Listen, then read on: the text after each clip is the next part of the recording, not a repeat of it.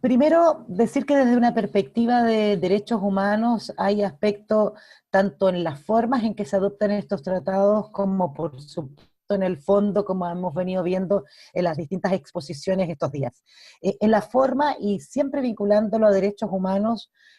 porque la forma secreta en la que han sido negociados estos acuerdos comerciales, no solamente el TPP, sino que en general los tratados de libre comercio, son una afectación directa, ¿verdad?, a principios básicos que están en la democracia, como ponemos allí en la presentación, como son la transparencia y la participación. No nos olvidemos que a partir de lo que son las exigencias que los propios tratados, en este caso de derechos humanos, tienen en torno a la transparencia, es que nosotros tenemos leyes de probidad administrativas y otras que obligan al Estado a, cada vez que realiza o efectúa, por ejemplo, aspectos como la negociación de tratados de libre comercio, deberían estar regidos también por estos conceptos de transparencia. Y por cierto también en torno a los derechos de participación. El estándar internacional en derechos humanos es muy claro en señalar que las personas tenemos derecho a participar de asuntos de interés general. Y por supuesto que lo que es el régimen de inversiones y lo que es la celebración de estos acuerdos comerciales, sobre todo en el caso de Chile, que ha adoptado desde el término de la dictadura, y así lo han señalado en Cancillería en múltiples reuniones que hemos tenido, ha optado por un modelo de desarrollo basado en la apertura de libre mercado sustentado en estos tratados de libre comercio. Entonces, si ese es el modelo de desarrollo por el que han optado los gobiernos, no digamos los ciudadanos, pero los gobiernos, claramente es un debate en que los ciudadanos tenemos derecho a ingresar. Y tenemos a derecho a ingresar además con derechos de participación que nos son reconocidos y que más adelante vamos a ver cómo se componen también en el caso específico de los tratados de libre comercio. Entonces, solamente para que nos quedemos nítidos, aquí estaría afectándose por las formas de negociación el derecho que tenemos de acceso a información y también el derecho de participación. O sea, dos derechos humanos que ya de entrada se ven vulnerados. En el fondo, y allí hay múltiples derechos. Hemos hablado recién en torno al UPOF y a los impactos en torno a la protección de la semilla, pero también hay impactos en la salud, en el régimen de patentación, tienen múltiples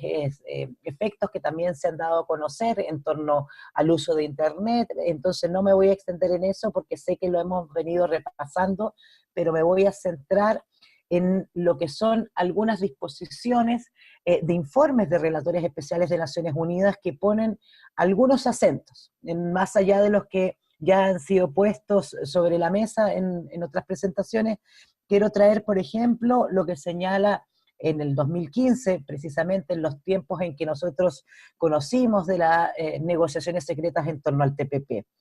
Allí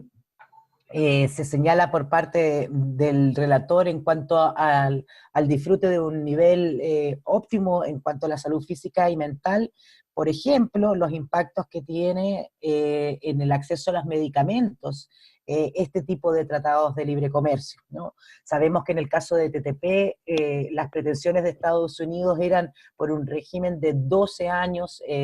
finalmente este quedó en un resguardo de aquellas patentaciones de medicamentos en 8 años, aunque el gobierno insista que están resguardados los 5 años que Chile tiene. Hay un régimen de prueba que extiende este plazo, lo permite extenderlo más bien a las empresas farmacéuticas por otros 3 años más. Y hay que adelantarlo ya en las negociaciones que se está haciendo en torno al Tratado de Libre Comercio con la Unión Europea, o más bien el acuerdo de cooperación que se celebró ya hace varios años y está en proceso de modernización. Allí lo que se está avanzando es en actualizar básicamente el pilar comercial y se está pidiendo también en este caso, por lo que también son filtraciones en torno a las rondas de negociaciones, también se está pidiendo por parte de algunos de los gobiernos que tienen importantes inversiones en industria farmacéutica que este aumente a los 12 años. Vemos también aquí una comunicación conjunta de relatores especiales en el año 2015 que advierte sobre los impactos en el derecho a la vida, a la alimentación, al agua y al acceso a un agua potable y sanitizada, ¿verdad? Ya lo dijimos antes, a la salud, a la vivienda, a la educación, a los estándares laborales, a la justicia independiente por los mecanismos de solución de controversias que traen estos tratados de libre comercio, a un medio ambiente libre de contaminación y a no ser objeto, y eso es importante, de un reasentamiento forzado. El derecho internacional, entre otras cosas, concede a los pueblos indígenas el derecho no solamente a consulta, sino que a consentimiento cuando deben ser desplazados producto, entre otras cosas, por ejemplo, de un proyecto de inversión extractivo. Entonces, tenemos allí estándares que son obligaciones que el Estado ha adquirido mucho antes de este régimen de inversiones o de estos tratados de libre comercio de nueva generación, que ya se ha sostenido, me imagino, en algunas otras exposiciones. Nada tiene que ver con comercio, es decir, con rebajas arancelarias o facilitar el flujo de bienes, sino que más bien avanzan a establecer nuevas reglas, nuevas normativas en torno a algunos mercados en lo específico vía la patentación y por supuesto también la instalación de tribunales propios para la solución de controversias. Y eso es muy importante que lo tengamos también presente en lo que sigue de la presentación. Eh, Vemos también aquí la afectación directa a la democracia, lo dice el relator para la promoción de un orden internacional democrático y equitativo, habla de los procedimientos, es decir, nuevamente la elaboración, negociación y aprobación y aplicación de estos tratados, cómo afectan finalmente no solamente los derechos de los ciudadanos, sino también la democracia misma. También hay que ver los efectos que tiene sobre las constituciones, ¿verdad? Y sobre la gobernanza democrática que tienen los estados, advierte el relator. Finalmente tenemos allí también lo que nos señala la relatora especial sobre derechos de pueblos indígenas, Victoria Tauli Corpus, esto en un informe del año 2015, que es un informe específico sobre el impacto del régimen de inversiones en los pueblos indígenas. Este es el primero de dos informes. El año 2006 la relatora evacuó un segundo informe que habla de los impactos de los TLC y de los TBI, es decir, de los tratados bilaterales de inversión en los pueblos indígenas, fijando en el caso de este informe del año 2015 en la población indígena, la población más afectada por el régimen de inversiones. ¿Por qué? Porque la mayor parte de los proyectos extractivos de recursos están sobre territorios indígenas en un continente como el nuestro, que es de alta población indígena. En el caso de Chile, lo vamos a ver más adelante, también uno de los países con más alta población, luego por supuesto de algunos como Bolivia, Guatemala, pero concentramos, el último censo habla de un 12%, una alta población indígena al interior del territorio. Por lo tanto, las consideraciones que se hacen en este informe y la realidad, además constatada en distintos territorios, ya nos dan cuenta de esto. Lo que hace la relatora es finalmente sistematizarlo en un informe específico donde hay hechos que son constatados en distintos países y que empiezan a configurar ciertas situaciones generales que se reiteran y que dan cuenta de este impacto mayor en los pueblos indígenas que por sobre otras poblaciones. Eso no quiere decir que todos estemos no estemos afectados, digamos, de un modo menor, sino que tiene que ver con que los derechos de estos pueblos, al estar estos proyectos en sus territorios, lesionan directamente derechos específicos que estos pueblos tienen. Por ejemplo, allí ella establece el derecho a la tierra, al territorio y los recursos que están en los territorios indígenas. Allí tenemos el extractivismo, ¿verdad? El derecho a la libre determinación, a la consulta y al consentimiento previo, libre e informado, que vamos a también abordar más adelante, a definir sus propias prioridades en materia de desarrollo, que está vinculado directamente con el derecho a la autonomía, y que está garantizado, al igual que la consulta indígena, en el convenio 169. El convenio 169 señala en su artículo 7 que los pueblos indígenas tienen derecho a definir sus propias prioridades en materia de desarrollo, y en su artículo 6 establece todos los estándares para la consulta. Es decir, tenemos una serie de afectaciones y yo solamente les traje algunas de las circunstancias que han sido recalcadas insistente y permanentemente por algunos relatores. Eh, Aquí lo que tenemos en esta lámina es una carta específica a los 12 países que conformaban el TPP en el año 2016, que firman y que, digamos, mandan a los distintos estados 5 relatores especiales y 2 expertos de Naciones Unidas, haciendo ver una serie de preocupaciones en torno a los impactos del TPP, refiriendo específicamente incluso a los artículos de este tratado. ¿Perdón?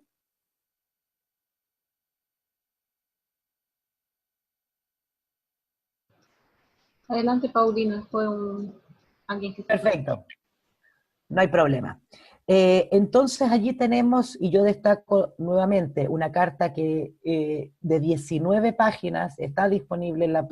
la página de la plataforma para que la revisen, y que es respondida con solo 4 páginas por 10 de los países. Hay que decir que Canadá y Australia se restaron de esta respuesta conjunta, una respuesta que es claramente vergonzosa si uno la revisa, porque finalmente reproduce lo que vienen siendo varios de los argumentos sostenidos por el gobierno, que finalmente no van a señalar ni siquiera a responder directamente las preguntas, sino que es más bien una contestación general, sin ninguna referencia específica ni a cifras. Estamos pensando que son los estados los que responden, por lo tanto podrían responder con lo que es la información que tienen disponible en distintos ámbitos. El derecho de participación, que ya lo mencionaba, la propiedad intelectual, fija muchos reparos en torno a lo que a lo que son las dimensiones y los sectores que la propiedad intelectual está afectando. Solamente para señalarlo, el TPP establece un régimen de derecho de autor de 70 años, y en Chile tenemos, como otros países, ratificado lo que es el convenio de Berna, que establece que el derecho de autor puede tener un máximo de 50 años, es decir, este TPP estaría transgrediendo un compromiso y una obligación internacional contraída con anterioridad por el Estado. También se hace ver posibles afectaciones a la libertad de expresión por las disposiciones que tiene el TPP relacionadas con los proveedores de servicio de Internet, algunas de las cuales han sido suspendidas, pero no eliminadas en lo que es la nueva configuración del mismo texto, es decir, el mismo TPP hoy día transformado en un tratado, entre comillas, progresista, que lo que tiene es básicamente ir después pudiendo incorporar estas cláusulas suspendidas en forma progresiva. Esa fue la fórmula que trabajaron los estados luego de la salida de Estados Unidos para darle continuidad al tratado. Hay que señalar algo también importante, y es que no solamente la salida de Estados Unidos, sino también la de cualquier país que tuviera un Producto Interno Bruto alto, como por ejemplo es Canadá, ponían en riesgo la entrada en vigor de este tratado. Lo que estaba establecido era que debía ser ratificado por al menos 6 estados, y que esos estados reunieran en sí un 85% del Producto Interno Bruto de la totalidad de los estados que eran parte del acuerdo. Es decir, si Canadá y otro país, por ejemplo, no ratificaban, no alcanzaban a llegar al 85%. Por eso en la reunión urgente que convocó Chile en Viña del Mar para destrabar el TPP y poder darle continuidad, se hicieron 2 cosas. Por una parte se eliminó este requisito de un PIB, cosa de que bastase con solamente la ratificación de 6 países, no importando su peso económico, y por otra parte suspender algunas, solamente algunas, de los artículos que tenían mayor rechazo por parte de la ciudadanía y que generaban mayor controversias, ¿no? Entonces, con eso tenemos un texto, y yo insisto, que es el mismo y que falazmente se ha denominado con otro nombre, pero que claramente, y se ha firmado en 2 oportunidades, no lo olvidemos también, el 4 de febrero y el 8 de marzo, 2017 y 2018, cuando el grueso de este tratado es el mismo y puede volver a ser además el mismo que en 2017. La solución de controversia es un tema central de estos acuerdos comerciales, no solamente del TPP, sino también de varios de los que hemos ratificado, o ha ratificado más bien el Congreso durante el año 2018, tratados que incorporan nuevos mecanismos para la solución de controversia, y que, no, por lo tanto, estos tratados no solamente están imponiendo nuevas formas de reglamentar algunos sectores, ámbitos y mercados, sino que también genera sus propios tribunales. Y eso es una de las circunstancias más riesgosas. Y es tan claro que el objetivo es montarse por sobre lo que son los mecanismos actuales para la solución de controversias que están en la OMC, y que tienen también sus precariedades, pero que no tienen las particularidades o la exclusividad que tienen los mecanismos de solución de controversia en los tratados de nueva generación. Dicho de otro modo, un tratado que es juez y parte, es decir, que establece las normas, pero también a la vez es un tribunal, y que claramente si los estados tienen que elegir a qué tribunal recurrir, cuando sientan amenazados sus intereses económicos, en lugar de hacerlo a la OMC, o por supuesto hacerlo a nivel de los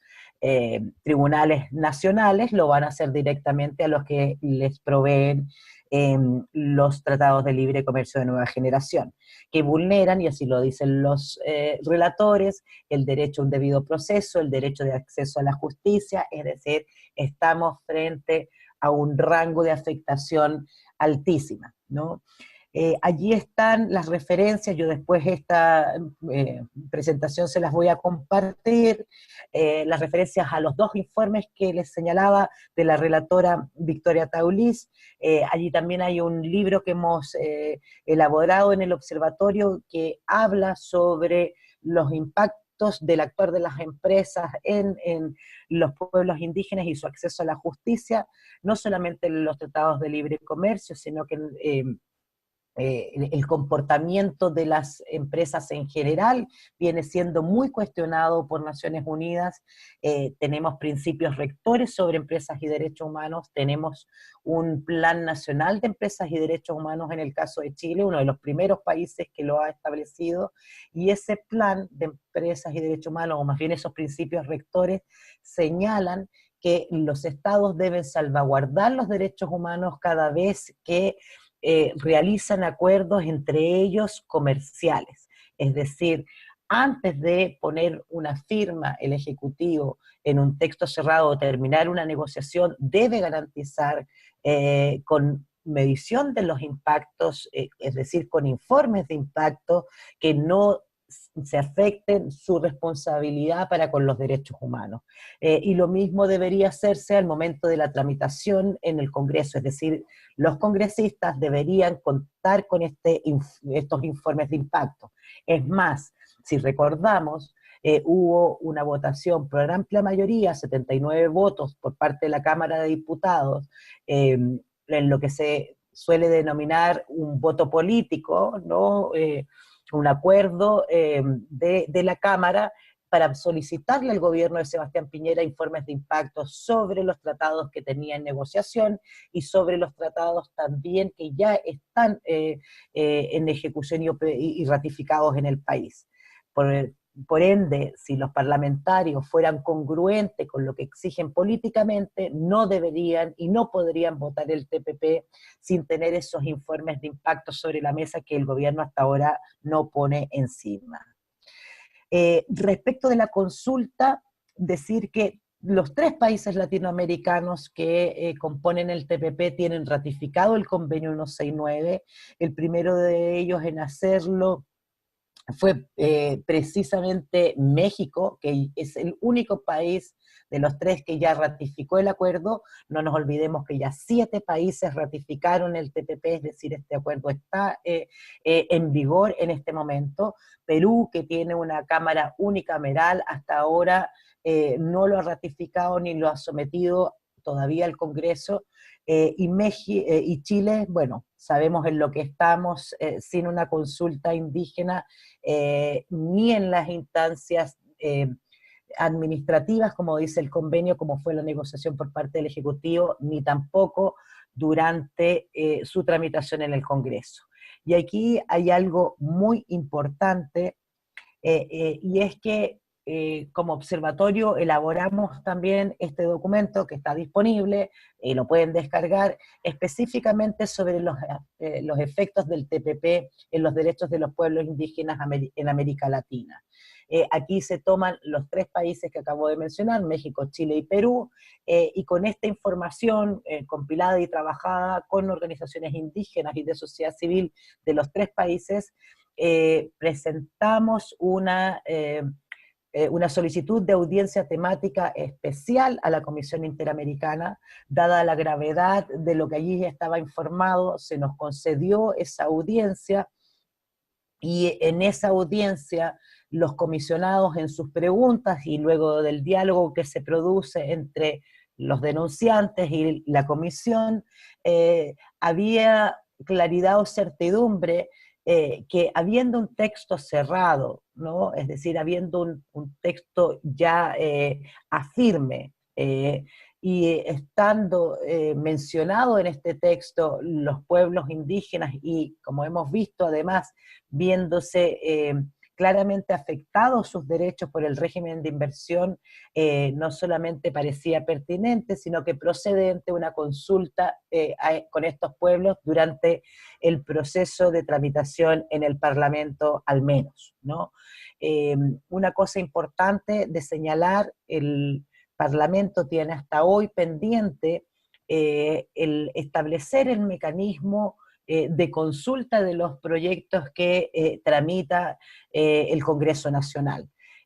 Sin embargo, eso no ha evitado que algunos proyectos de ley hayan sido sometidos a consulta indígena, como es el proyecto de biodiversidad y áreas protegidas. Es decir, el Congreso no puede señalar que no puede realizar una consulta indígena por no tener las directrices para ello.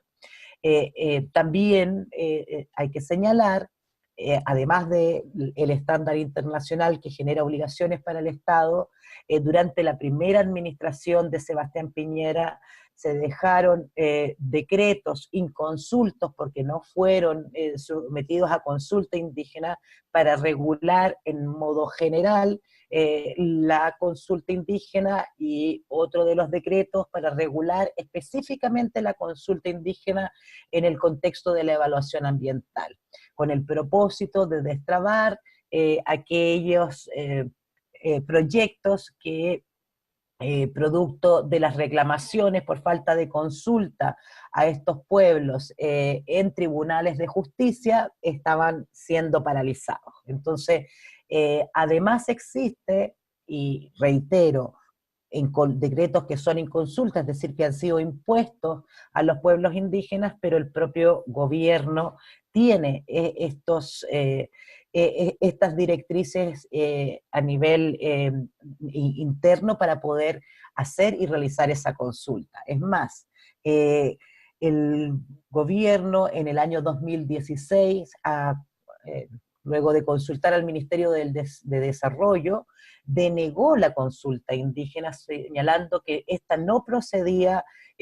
para el TPP. Hasta solamente la audiencia en la Comisión de Agricultura conocimos el decreto, o sea, no el decreto, la resolución que habría evacuado el Ministerio de Desarrollo Social, y si uno la revisa es realmente vergonzosa, porque estando el convenio 169 ratificado y vigente en el año 2009 y estando estos decretos desde el año 2014 impuestos por el gobierno de Sebastián Piñera, esa resolución señala que la tramitación del TTP era anterior a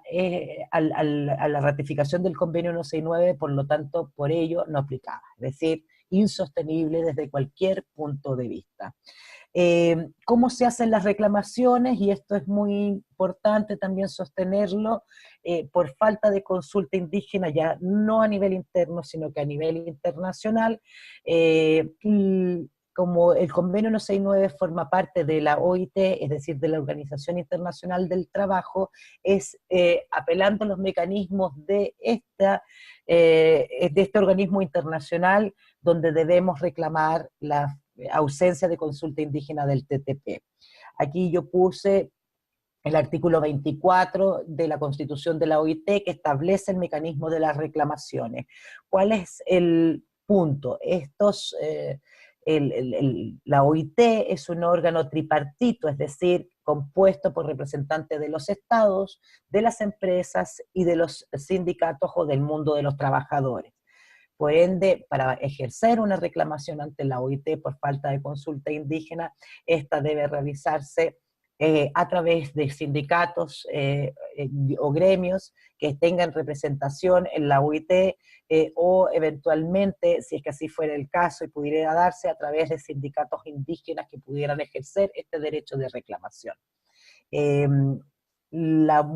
la circunstancia interesante es que como observatorio nosotros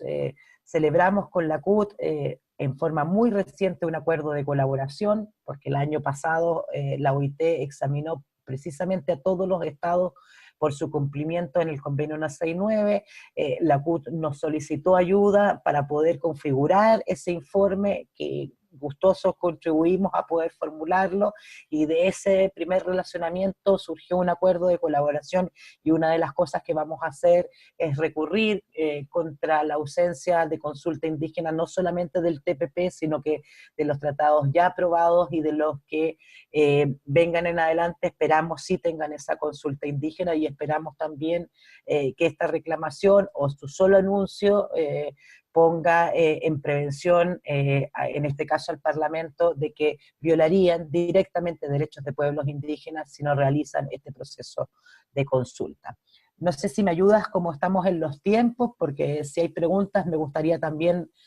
responderla, porque por mi parte solamente quisiera agregar lo que ya había señalado en torno a los principios rectores de empresas y derechos humanos, pero para que lo tengamos a la vista, me gustaría solamente mostrarles esta última lámina que habla sobre las formas de medir los efectos de los tratados de libre comercio en los derechos humanos. Hay directrices claras en estos principios rectores, en donde se establece que los estados deben hacer esta evaluación de impacto de los acuerdos de comercio, que estas evaluaciones deben ser previas y deben garantizar además que estos acuerdos no impongan obligaciones incompatibles con las obligaciones preexistentes que tienen los estados de respetar, proteger y cumplir con los derechos humanos, que las evaluaciones deben influir en los resultados de las negociaciones, es decir, con esto dice que las evaluaciones de los impactos en derechos humanos deben ser durante las negociaciones, incluso antes que estas, para poder tener esa información sobre la mesa y poder negociar sin comprometer los derechos humanos, que debe tener una metodología establecida previamente para hacer y realizar estas evaluaciones, que además debe incorporar indicadores de derechos humanos. Casi todas las últimas examinaciones y así viene siendo promovido desde Naciones Unidas, para que los estados no solamente hagan unos informes narrativos que nos señalan aspectos sustantivos, lo que se está haciendo es utilizar los mecanismos de indicadores, es decir, que hayan indicadores de cuáles son los marcos que existen en un Estado, que existan indicadores de progreso y indicadores de resultado o de éxito. Ese mismo tipo de metodología, con indicadores, con cifras claras, deberían estar también en estos informes y evaluación de impacto. También deben prever, así como las evaluaciones ambientales, si es que hay afectación, reparaciones, y deben haber procesos participativos, además, para establecer estas posibles formas de mitigación a los impactos que se produzcan producto de los tratados. Las evaluaciones deben establecer las evaluaciones tanto positivas como negativas, es decir, no necesitamos de informes económicos o comerciales de los tratados, bastaría con informes de medición de impactos con este rigor, con estos niveles de participación, con estos niveles de incidencia, para que allí queden establecidos tanto los aspectos favorables como desfavorables que podría tener un tratado. Por último, también señalan estos principios rectores, deben hacerse análisis preliminares, pero también de los alcances, hay que tener recopilación de pruebas, hay que hacer análisis de todo el contenido en estos informes de impacto y también establecer conclusiones y recomendaciones y también proponer mecanismos de evaluación. Es decir, hoy día el Estado tiene una tarea no solamente pendiente, sino que hay obligaciones que no han sido respondidas en torno a salvaguardar que estos tratados no vulneren derechos humanos y menos aún han tenido el rigor. Las minutas que ha utilizado el gobierno claramente no dan cuenta de lo que aquí les están pidiendo órganos de tratado que se tienen que entender están por sobre los compromisos que se están contrayendo en estos nuevos acuerdos comerciales.